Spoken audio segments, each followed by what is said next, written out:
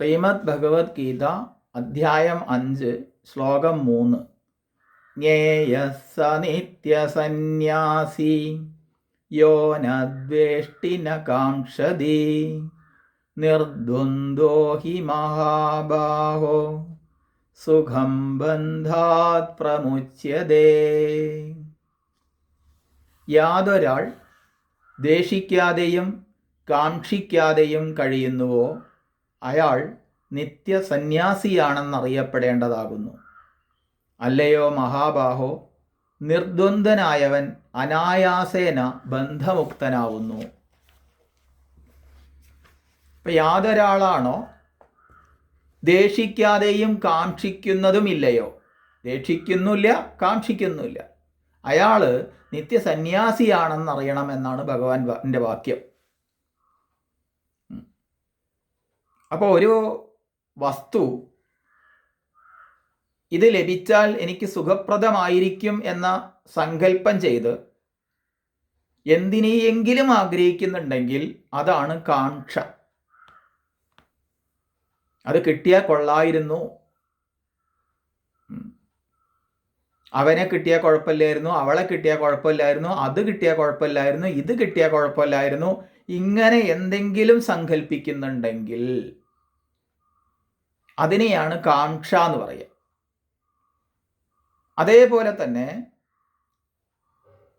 ഒന്ന് ലഭിച്ചാൽ ദുഃഖമാണെന്ന് വിചാരിച്ച് വന്നു ചേരുന്നതിനെ ദേഷിക്കുന്നുണ്ടെങ്കിൽ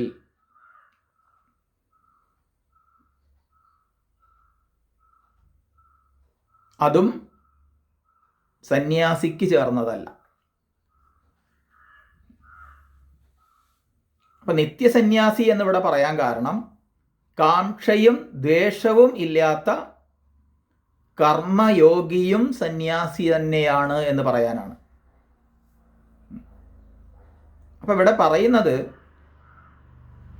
രാഗദ്വേഷ അഭാവമാണ് സന്യാസ ലക്ഷണമായിട്ട് പറഞ്ഞത്.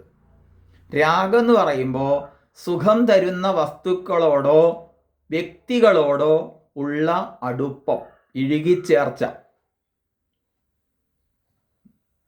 ദ്വേഷം എന്ന് പറയുമ്പോൾ തനിക്ക് ദുഃഖം തരുമെന്ന് വിചാരിച്ച് താൻ അകറ്റുന്ന വ്യക്തികളോ വസ്തുക്കളോ. അപ്പൊ ഇങ്ങനെയുള്ള ആ രാഗവും ദ്വേഷവും രണ്ടും ഉള്ളവൻ സന്യാസിയാവില്ല.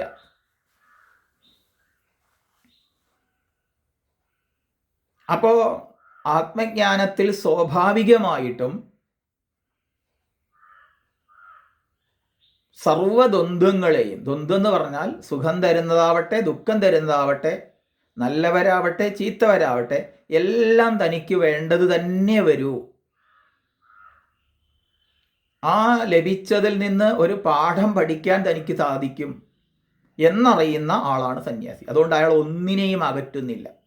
ഇത് ദുഃഖപ്രദമാണെന്ന് വിചാരിച്ച് അകറ്റൊന്നുമില്ല, ഇത് സുഖപ്രദമാണെന്ന് വിചാരിച്ച് ഒന്നിനെയും അടുപ്പിക്കുന്നില്ല. പക്ഷെ രണ്ടിനെയും സമമായിട്ട് സ്വീകരിക്കുന്നു. കാരണം രണ്ടിൽ നിന്നും തനിക്ക് ഉയർച്ച മാത്രമേ സംഭവിക്കൂ.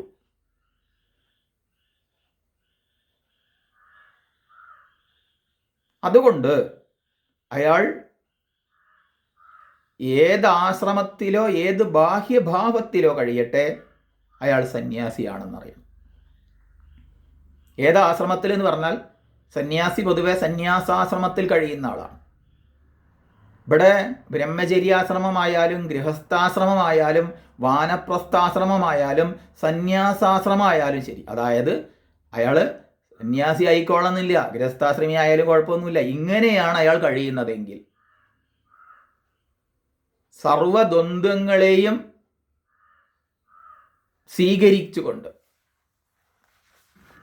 സമമായി സ്വീകരിച്ചുകൊണ്ട്, അങ്ങനെ ആരോ കഴിയട്ടെ, അയാളുടെ ബാഹ്യഭാവം എന്തോ ആയിക്കോട്ടെ, അയാൾ കാഷായം എടുത്തോന്നോ രുദ്രാക്ഷം ധരിച്ചോന്നോ തല മുണ്ടനം ചെയ്തോന്നോ ഒന്നും നോക്കണ്ട, അയാൾ സന്യാസിയാണെന്ന് മനസ്സിലാക്കണം. അപ്പോൾ ഒരാൾ സന്യാസം എന്ന് പറയുന്നത് കർമ്മങ്ങളെ ഉപേക്ഷിക്കാതെ അനുഷ്ഠിച്ചുകൊണ്ട് തന്നെ കഴിയുന്നുവെങ്കിലും അയാൾ രാഗദ്വേഷങ്ങളില്ലാത്തവനാണെങ്കിൽ അയാൾ നിത്യസന്യാസിയാണെന്ന് ഗണിക്കപ്പെടണം എന്നാണ് ഇവിടുത്തെ ഭഗവത് വാക്യം. ഇവിടെ സന്യാസത്തിൻ്റെ പേരും പറഞ്ഞ് സ്വന്തം കർത്തവ്യത്തിൽ നിന്ന് ഒഴിഞ്ഞു മാറാൻ ഇരിക്കുന്ന അർജുനനോടാണ് ഉപദേശം. അർജുനനെ നിമിത്തമാക്കിക്കൊണ്ട് ലോകരോടും ഭഗവാൻ ഉപദേശിക്കുകയാണ്. നിങ്ങൾ ഇപ്പോൾ പോകുന്ന വഴി തന്നെ പോയാൽ മതി.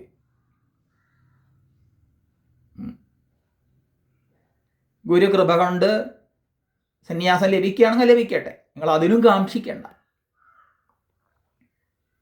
ഇപ്പം ഇരിക്കുന്ന പാട്ടിൽ ഇരുന്നു കൊണ്ട് തന്നെ എന്ത് ചെയ്യാം? അങ്ങനെ ആവാം. അല്ലാതെ ഒളിച്ചോടരുത്, കർമ്മം ചെയ്യാതെ ഇരിക്കരുത്. വന്നു ചേർന്ന സാഹചര്യങ്ങളെ വേണ്ടവണ്ണം ഉപയോഗിക്കുകയാണ് വേണ്ടത് എന്നാണ് ഇവിടെ ഉപദേശം. അതുകൊണ്ട് അങ്ങനെയുള്ള മിഥ്യാധാരണകളെയൊക്കെ, സന്യാസം എന്ന് പറഞ്ഞാൽ എന്തോ ആണ്, കർമ്മം എന്ന് പറഞ്ഞാൽ കുറച്ച് മോശമാണ്, കർമ്മയോഗം എന്നുള്ളത് കുറച്ച് മോശമാണ് എന്നുള്ള ധാരണയെ നീക്കണം എന്നർത്ഥം. ഓരോരുത്തർക്കും അധികാരമുള്ളതാണ് അവരവർക്ക് വന്നു ചേരുന്നത്, അത് തന്നെയാണ് അവർക്ക് ശ്രേഷ്ഠമായിട്ടുള്ളത്. അതിനെ അത് വേണ്ട വിധത്തിൽ ഉപയോഗിക്കുക എന്നുള്ളതാണ് ഈ കർമ്മയോഗത്തിലൂടെ ചിത്തശുദ്ധി നേടേണ്ടതാണ് എന്നതിനാൽ അതിൽ പ്രേരിപ്പിച്ചുകൊണ്ട് ഭഗവാൻ ഇവിടെ ഉപദേശിക്കുന്നത്.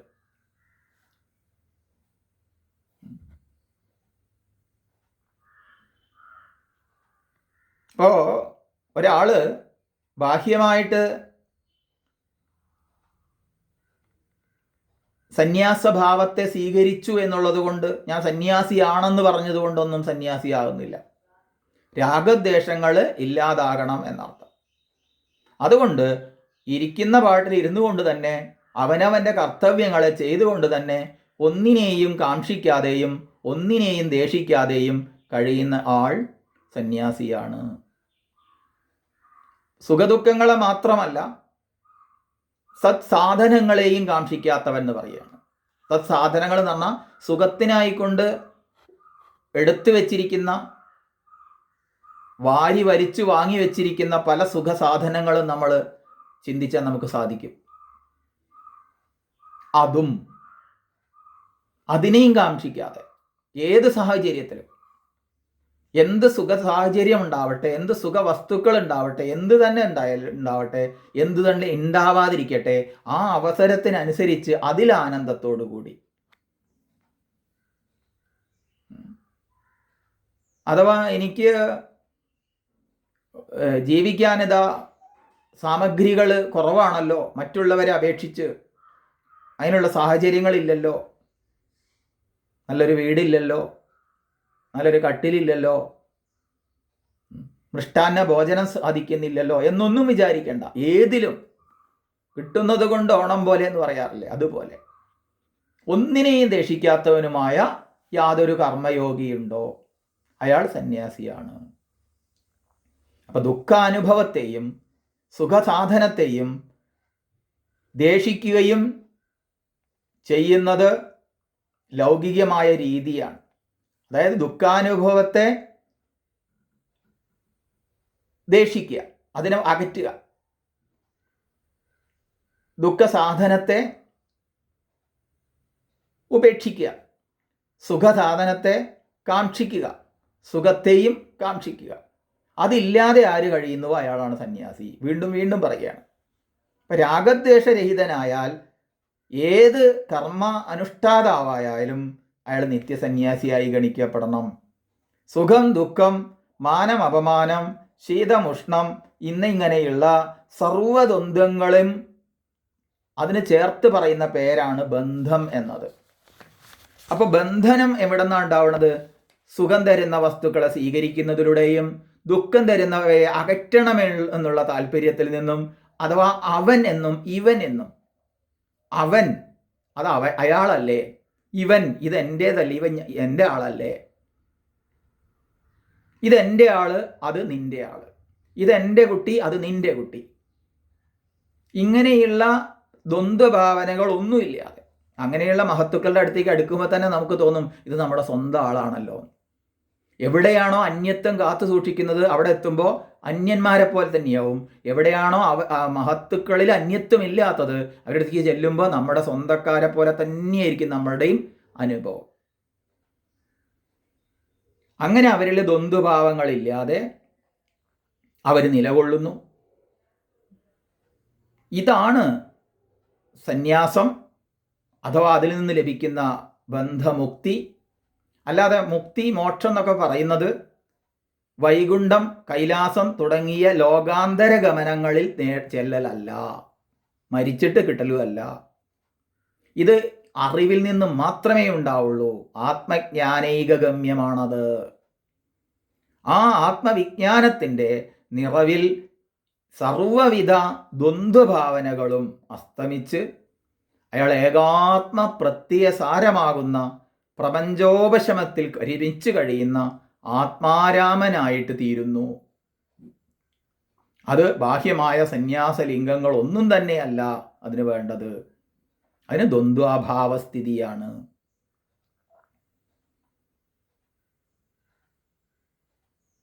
ഇവിടെ ബാഹ്യ വേഷഭൂഷകളെ കണക്കിലെടുക്കുന്നേയില്ല. കാരണം ഇവിടെ അർജുനനോട് കർമ്മം ചെയ്യുന്ന അഥവാ കർമ്മം ചെയ്യാൻ വൈമുഖ്യം കാണിച്ച അർജുനനോട് കർമ്മത്തെ പ്രേരിപ്പിച്ചുകൊണ്ട് നീ സന്യാസത്തിനല്ല ഇച്ഛിക്കേണ്ടത് എന്ന് പറയുന്ന ഭാഗമാണ്. അതുകൊണ്ട് ബഹുഭൂരിപക്ഷം പേരെ സംബന്ധിച്ചും സന്യാസത്തിനല്ല ഉപദേശം.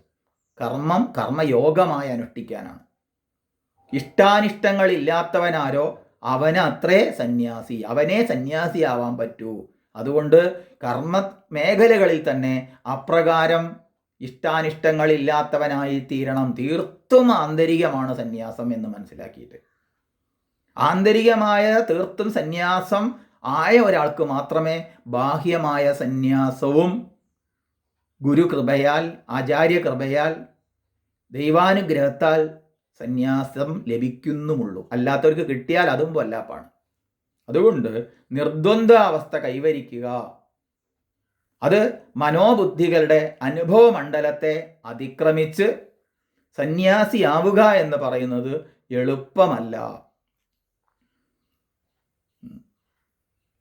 അപ്പോൾ ആരും സന്യാസിയാവാൻ വേണ്ടിയിട്ട് ഇച്ഛിക്കേണ്ട, ആഗ്രഹിക്കേണ്ട, അഥവാ കാക്ഷിക്കേണ്ട. ഇപ്പം ഇരിക്കുന്ന പാട് ഇരുന്നിട്ട് തന്നെ അയാൾക്ക് സന്യാസിയാവാം എന്നാണ് ഇവിടുത്തെ ഉപദേശം.